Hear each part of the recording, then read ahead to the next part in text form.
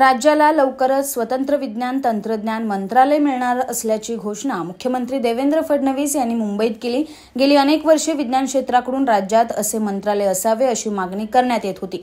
मुख्यमंत्र्यांनी केलेल्या घोषणेमुळे महाराष्ट्र केंद्रित संशोधन सुरू होण्याचा मार्ग खुला झाला आहे। राज्यातील विज्ञान तंत्रज्ञान संबंधीचे सर्व उपक्रम सध्या राजीव गांधी विज्ञान तंत्रज्ञान आयोगाच्या माध्यमातून राबवले जातात। मात्र आता राज्यात विज्ञान तंत्रज्ञानाचे स्वतंत्र खातेच असावे यासाठीची योग्य वेळ आली असल्याचे आम्हाला जाणवू लागले आहे। गेली अनेक वर्ष विज्ञान क्षेत्राकडून राज्यात असे मंत्रालय असावे अशी मागणी करण्यात येत होती। मुख्यमंत्र्यांनी केलेल्या घोषणेमुळे महाराष्ट्र केंद्रित संशोधन सुरू होण्याचा मार्ग खुला झालाय। मध्य रेल्वेच्या मुंबई विभागातील आणि पश्चिम रेल्वेच्या मुंबई सेंट्रल विभागातील रेल्वे रूळ ओव्हर हेड वायर सिग्नल यंत्रणा यांच्या देखभाल दुरुस्तीसाठी तसेच विविध अभियांत्रिकी कामासाठी मध्य पश्चिम रेल्वेवर रविवारी ब्लॉक घेण्यात येणार आहे। मध्य रेल्वेवरील माटुंगा ते मुलुंड अप आणि डाऊन जलद मार्गावर रविवारी ब्लॉक असेल। यावेळी लोकल सेवा नियोजित वेळेपेक्षा 15 मिनिटे उशिराने धावेल असे मध्य रेल्वेकडून सांगण्यात आले आहे। पश्चिम रेल्वेवर चर्चगेट ते मुंबई सेंट्रल दरम्यान अप आणि डाऊन जलद मार्गावर ब्लॉक असेल। या कालावधीत काही लोकल फेऱ्या अंशतः रद्द आणि काही पूर्णतः रद्द होतील असे पश्चिम रेल्वेकडून सांगण्यात आले आहे। मुंबई विद्यापीठामार्फत पहिल्यांदाच सर्व शैक्षणिक विभागासाठी रँकिंग फ्रेमवर्क जाहीर करण्यात आलं। त्यानुसार शैक्षणिक विभाग उपपरिसर आदर्श महाविद्यालयाचे विविध निकषावर मूल्यांकन करून रँकिंग जाहीर केली जाणार आहे। रँकिंगच्या अनुसार सर्वोत्कृष्ट विभागाला 5 ते 25 लाखाचं संशोधन अनुदान पुरस्कार प्रमाणपत्र आणि स्मृतिचिन्ह दिलं जाणार असून मुंबई हे पहिलं विद्यापीठ असणार आहे। नागपुरात गेल्या सोमवारी विश्व हिंदू परिषद आणि बजरंग दलाच्या आंदोलनानंतर मोठा हिंसाचार भडकला। 2 गटात झालेल्या राड्यानंतर शहरात प्रचंड तोडफोड आणि जाळपोळ झाल्याने पोलिसांसह नागरिकही जखमी झाले।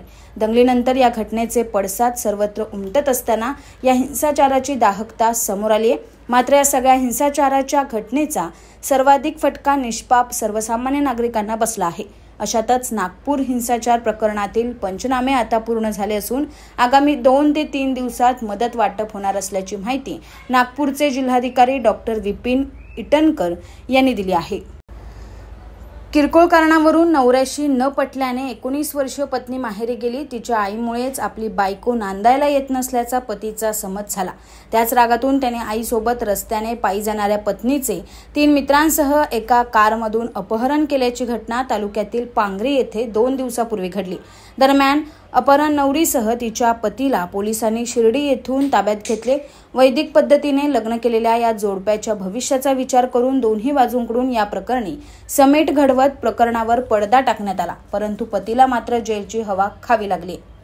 पुण्यातील हिंजवडी टेम्पो ट्रॅव्हल्स जळीत कांड प्रकरणात झालेला खुलासा सर्वांनाच मोठा धक्का देणारा आहे।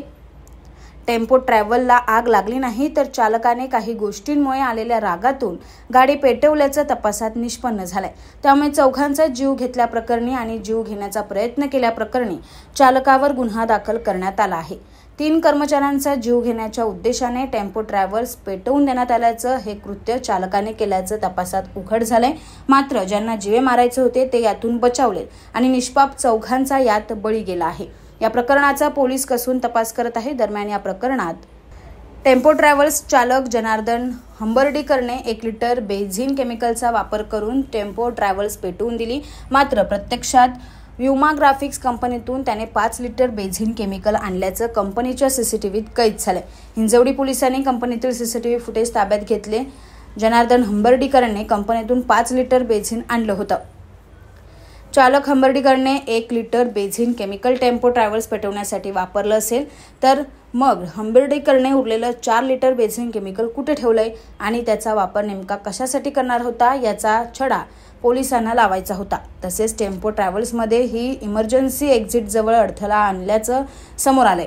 गाडीची निर्मिती करताना 3 सीट असताना तिथे 4 सीट कशा काय होत्या, हा बदल नेमका कोणी आणि कशासाठी केला?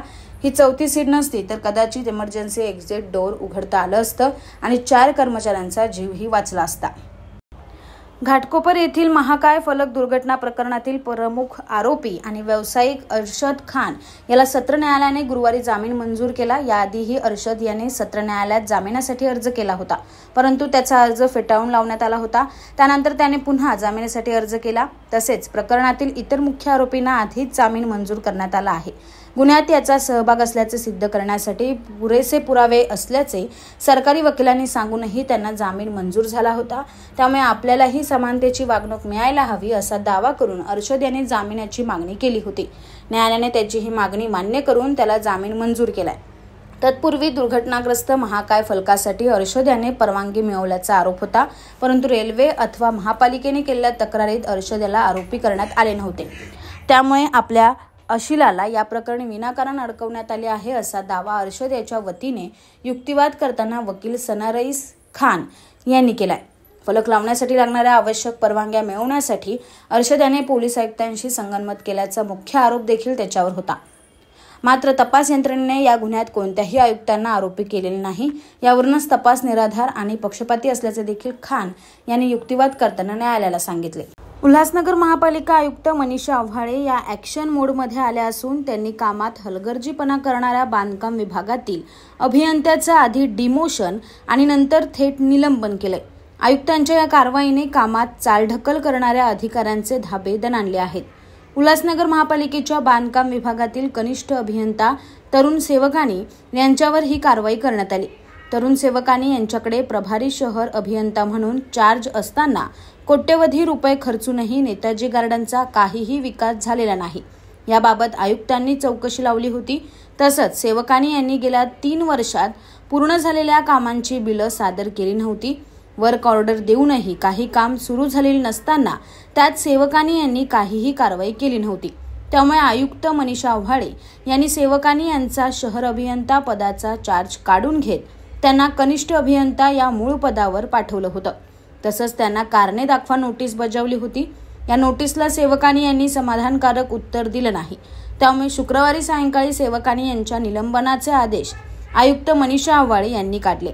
या कारवाईमुळे महापालिकेत कामात चालढकल करणाऱ्या अधिकाऱ्यांचे धाबे चांगलेच दणाणले आहे।